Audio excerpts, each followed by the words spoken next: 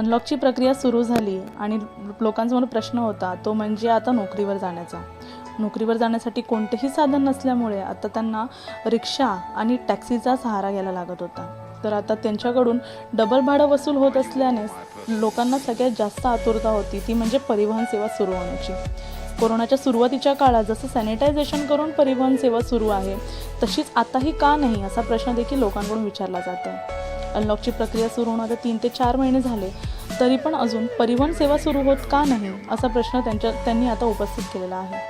आपको भी परिवहन की वजह से मतलब बहुत ज़्यादा तकलीफ हो रही है, मतलब आप कहाँ रहती हो और आपको कहाँ तक आके बस पकड़नी पड़ती है? मैं तुलिन पे रहती हूँ। तुलिन से मेरे को सोपारा फाटा जाना रहता है तो मेरे को 40 रुपये लगता है। पहला 20 रुपये लगता था, अभी मेरे को 40 रुपया लगता है। फिर वापस आने से वो लोग चार्जेस ज़्यादा लगते हैं, इसकी वजह से तो मेरे को तकलीफ होता है, घर चलाने को प्रॉब्लम होता है, इसकी वजह से मैं आगे नहीं बढ़ूँगी और लड़के का पढ़ाई खर्चा भी निकालना पड़ता है। तो अभी मैं आपको पूछूंगी कि अगर आप मतलब मैडम आप कहाँ रहती हो और परिवहन बंद है, इसकी वजह से आपको कितनी ज़्यादा तकलीफ हो रही है? मतलब आर्थिक तनाव तो है ही, लेकिन समय का किस तरह से जो है वो वेस्ट ऑफ टाइम हो रहा है? नमस्ते।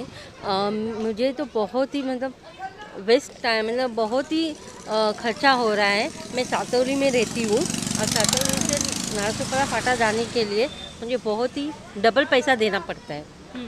तो अभी परिवहन जल्द से जल्द शुरू हो, इसके लिए आपकी कोई ऐसी मांगनी है क्या महानगर पालिका के? मैं विनती करती हूँ कि परिवहन जल्द से जल्द शुरुआत हो।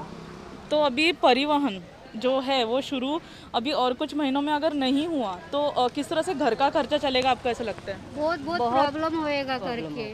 खर्चा तो चलना ही बहुत मुश्किल हो गया है कि खर्चा कैसे चलेगा। अगर और लेट होएगा ना, अगर 1-2 महीने के बाद तक बस नहीं चालू किया तो बहुत प्रॉब्लम होगा। पब्लिक तो भूखे ही मर जाएगी, खाती टिकट तड़पते रह जाएगी करके। लेकिन मैं तो सोचूंगी जल्द से जल्द BST चालू करने के लिए बोलो, हमारा पेमेंट भी बचेगा और भाड़ा भी बचेगा। जहाँ डबल मिलता है तो कम से कम 10 रुपये तो लगेगा, वहाँ पे अभी 30 रुपये लगता है, वहाँ पे 10 रुपये तो स्टार्ट होगा कम से कम। और ट्रेन भी बंद है करके। तर जसं की आपण पाहिलं की जिथे ह्या महिलांना फक्त 10 ते 12 हजार पगार आहे, त्यातून 4 हजार त्या फक्त रिक्षा आणि त्यांच्या बससाठी भरत आहेत. त्यातही त्यांना इथून मुंबईला जाण्यासाठी खर्च वेगळा लागतो, तसं कामावर जाण्यासाठी खर्च वेगळा लागतो. तर आता लवकरात लवकर महानगरपालिकेने परिवहन सेवा सुरू करावी आणि त्यांना आर्थिक सहाय्य द्यावं. एक आर्थिक म्हणजे त्यांची जी आर्थिक परिस्थिती आहे त्याला एक मदतीचा हात द्यावा. धन्यवाद. तर आता जिथे 10-20 रुपये भाडं लागतं तिथे आता लोकांना 100-200 रुपये भाडं द्यावं लागतं. यामुळे सामान्य नागरिक तसाही त्रासलेला आहे. तर आपण जाणून घेणार आहोत काही सामान्य बायकांकडून जे आता घरकाम करतात किंवा इंडस्ट्रीमध्ये काम करतात, त्यांना आता रोजचं त्यांची जे आहेत ते त्यांना कसा आर्थिक तणाव सहन करावा लागतो परिवहन बंद असल्यामुळे. मैम नमस्कार, आप हमें बताइए कि अभी जो आप 10 या 20 रुपये भाड़ा देती थी तो अभी हमको डबल भाड़ा देना पड़ता है। जहाँ 15 रुपये लेता था वहाँ पे 30 रुपये देना पड़ता है।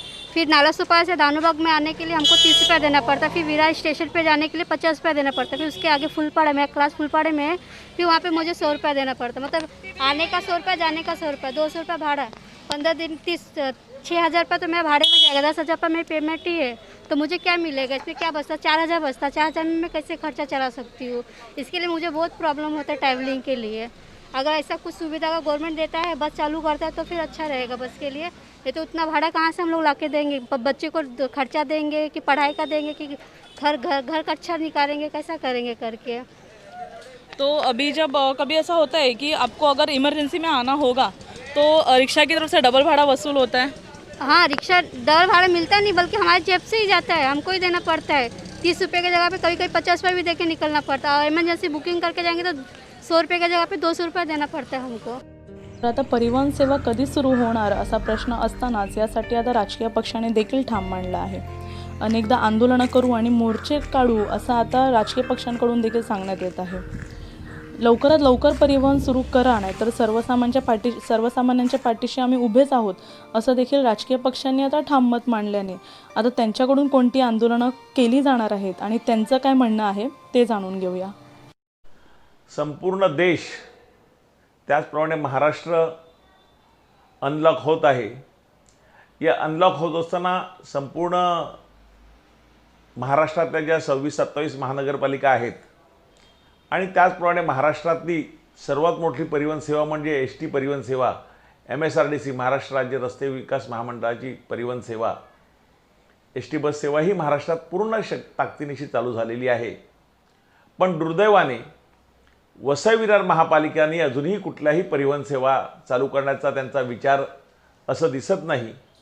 मागील 1-1.5 महिन्यापासून आम्ही आयुक्ताला जवळजवळ 3 वेळा या संदर्भात भेटलो. आयुक्ताला विनंती केली की आपल्या आजूबाजूच्या परिसरामध्ये अगदी ठाणा TMT असो, भाईंदर असो किंवा STची परिवहन सेवा चालू झाली आहे, आपल्याही महापालिकेमध्ये परिवहन सेवा चालू तातडीने करावी अशी आग्रही मागणी आम्ही महापालिकेकडे केली आणि त्या तशाही आशयाचं पत्र कमिशनरला दिलं, स्मरणपत्रही दिलं. पण दुर्दैवाने कमिशनर ह्या संदर्भात आमची कमिशनरची उदासीनता दिसली. वसई पूर्वेला असलेल्या इंडस्ट्रीजमध्ये अनेक लोक कामाला जातात, हजारो लोक कामाला तिथे जातात. त्यांना रोजचा जाण्याचा आणि येण्याचा जवळ 150-200 रुपये खर्च होतो. त्यांना मिळणारा पगार 8-10 हजार रुपये आणि पगारातल्या 50% खर्च त्यांचा प्रवासातही होत असेल तर या करोनाच्या काळात ते खाणार तरी काय? त्याचप्रमाणे इतर लोकही आपल्या नातेवाईकडे, मित्राकडे, हॉस्पिटलला, इतर ठिकाणी जर त्यांना कुठे जायचं असेल तर रिक्षाचं भाडं त्यांना न परवडणारं आहे. त्यामुळे आपल्या माध्यमातून माननीय आयुक्तांना अशी आमची मागणी राहील की तातडीने परिवहन सेवा चालू करा.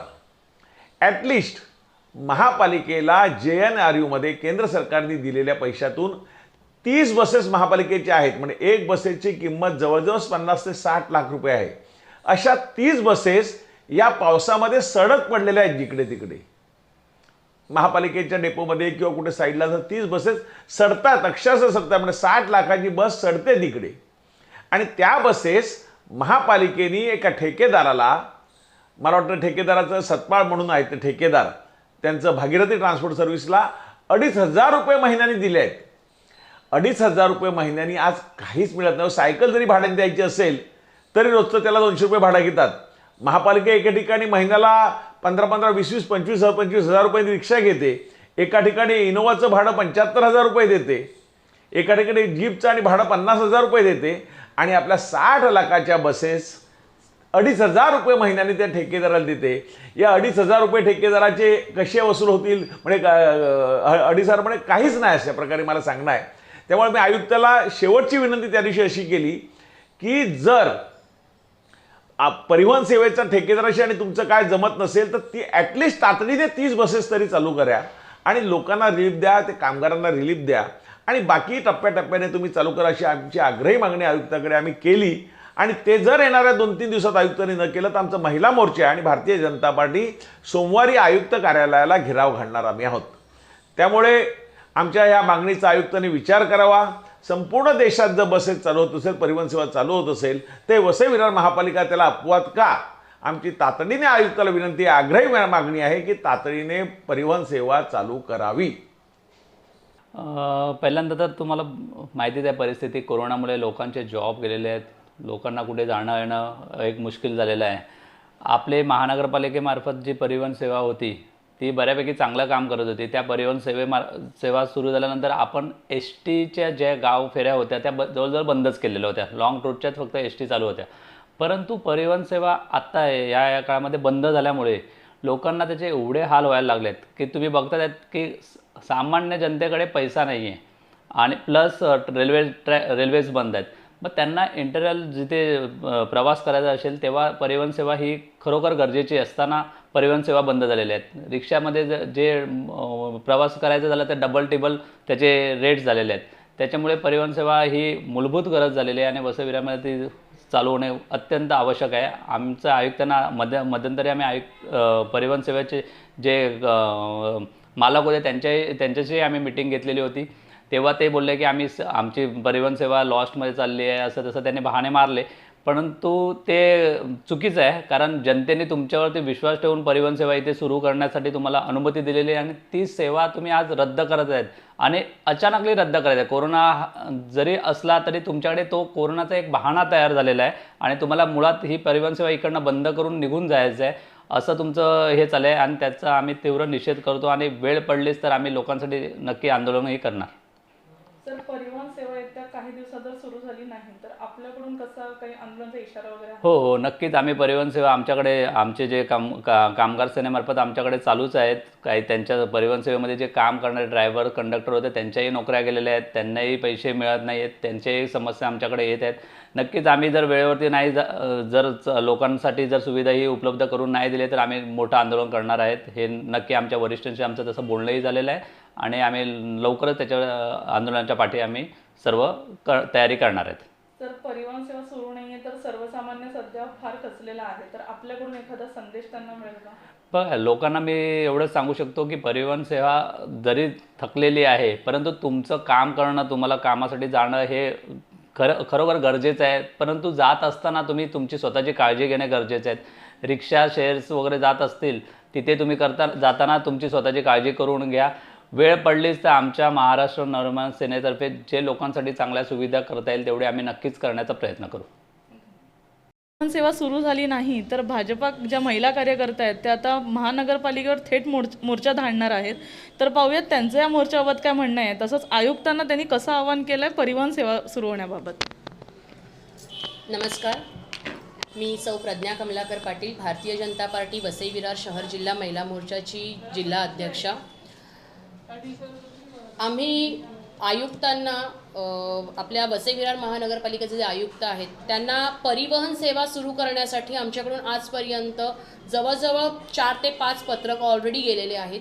आमच्या जिल्ह्याचे जिल्हाध्यक्ष माननीय राजनजी नाईक यांनी स्वतः त्यांना भेटून पत्रक देऊन, निवेदन देऊन त्यांना वेळोवेळी सांगितलेलं आहे की परिवहनाचा जो विषय आहे तो दिवसेंदिवस इथे खूप गरजेचा विषय होत चाललेला आहे. कारण इथल्या जनतेला वसई हायवे आहे, इतर ठिकाणी प्रवास करण्यासाठी जे साधनं लागतात ती साधनं इथून जाण्यासाठी एक शासकीय जर त्यांना काही सोय उपलब्ध होत असेल तर ती VVMCच्या बसेस आहेत. पण कोविडचं कारण दाखवत यांनी ज्या बसेस बंद केलेल्या आहेत त्या बसेस यांच्या अजूनपर्यंत सुरू झालेल्या नाहीत. मुंबई असू दे, मीरा भाईंदर महानगरपालिका असू दे, बेस्टच्या, BSTच्या, STच्या सगळ्या बसेस सुरू झालेल्या आहेत. फक्त वसई विरार महानगरपालिका क्षेत्र असं आहे की जिथे अजूनपर्यंत बसेस सुरू झालेल्या नाहीत. खरं तर इथे राहणारा नागरिक हा सर्वसामान्य नागरिक आहे ज्याची महिन्याची इन्कम कुठेतरी 10-12 हजार रुपये आहे आणि प्रवास करण्यासाठी जर रिक्षा वगैरे असे इतर वाहनांचा उपयोग करून ते आपल्या कार्याच्या ठिकाणापर्यंत पोहोचतात. तिथे त्यांना पोचायला, जायला, यायला महिन्याला कमीत कमी 3 ते 4 हजार किंवा त्यापेक्षाही जास्त त्यांना खर्च करायला लागत आहेत. ऑलरेडी कोविड सिच्युएशनमुळे जनता हवालदिल झालेली आहे. सगळ्याच गोष्टीची माणसांकडे खूप प्रॉब्लेम झालेले आहेत आणि त्यात परिवहन खातं वसई विरार महानगरपालिकेचं कोणत्याही प्रकारे जनतेसाठी त्यांना सहकार्य करण्यासाठी त्यांच्यात उदासीनता आम्हाला दिसत आहे. त्यांना पत्रक दिलं, त्यांच्याशी आयुक्तांची चर्चा केल्यानंतर आम्ही त्यांना सांगितलं की त्यांचा जो काही प्रॉब्लेम चाललेला आहे तो तुमचा प्रॉब्लेम तुम्ही बघा, पण महानगरपालिकेने त्या परिवहन टेंडर काढल्यानंतर त्या भागीरथी ट्रान्सपोर्टवाल्यांना काहीतरी 30 बसेस दिलेल्या आहेत ज्या बसेसची किंमत लाखो रुपये आहे आणि त्यांचं जे मासिक काहीतरी भाडं 2000 ठरवून त्यांना दिलेल्या आहेत. तर कमीत कमी त्या बसेस चालू करून इथल्या नागरिकांना तुम्ही ती सेवा सुरू करून त्यांना सहकार्य करा.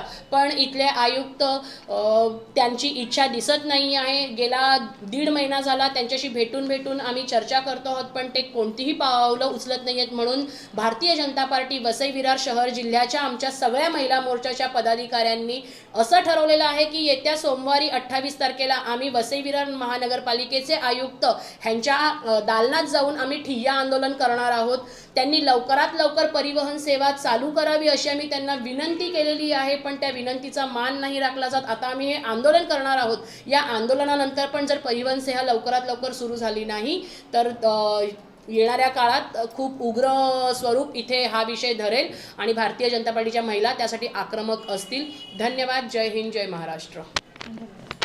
तो कोरोनाचं संकट संपूर्ण देशावर आहे आणि त्यात आपली वसई विरार सुटलेली नाही.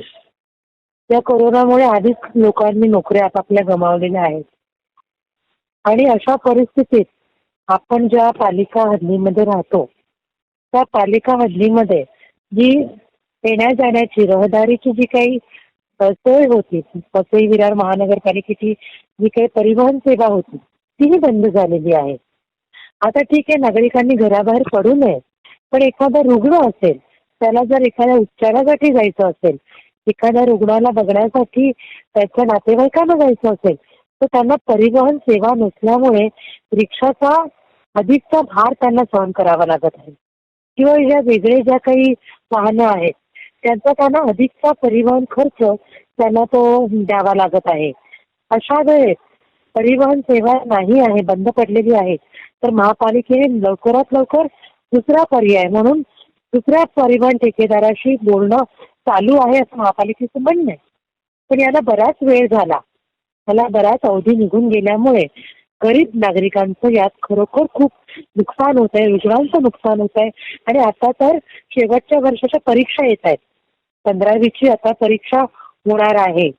आणि या सगळ्या गोष्टींमध्ये विद्यार्थी, पालक, गरोदर माता, रुग्ण यांचे परिवहनाच्या सोयीअभावी त्यांचे खरोखर खूप हाल होत आहे. त्यांना अधिकचा आर्थिक भूर्दंड सहन करावा लागत आहे. त्यामुळे महापालिकेने लवकरात लवकर यावर पर्यायी मार्ग शोधावा असं माझं म्हणणं आहे.